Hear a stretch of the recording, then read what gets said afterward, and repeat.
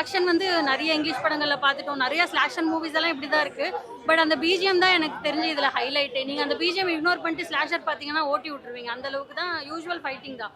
But அந்த BGM தான் வந்து ரொம்ப தூக்கி சாப்பிட்ட மாதிரி இருந்தது.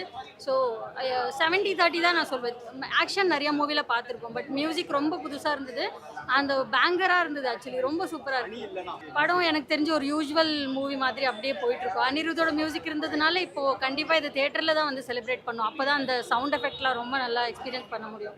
எனக்கு ஆக்சுவலி எங்கேயுமே போர் அடிக்கல. வமிகாவோட சீன்ஸ் எல்லாமே ரொம்ப எதுவுமே வந்து அவங்கள ஒரு இதுவாக காமிச்சிருந்தாலும் அந்த அந்த சீன் எல்லாம் ரொம்ப இன்டெப்த்தாக போயிட்டு அதை காமிச்சு முகம் சுளிக்கிற மாதிரி வைக்காம ஓகே, அது ஒரு மாதிரி குறியீடு மாதிரியெல்லாம் காமிச்சது ரொம்பவே நல்லா இருந்தது. இது ஒரு கேங்ஸ்டர்ஸை எப்போவுமே நம்ம வந்து தூக்கி வச்சு ஹீரோயிக்காக பார்க்க முடியாது.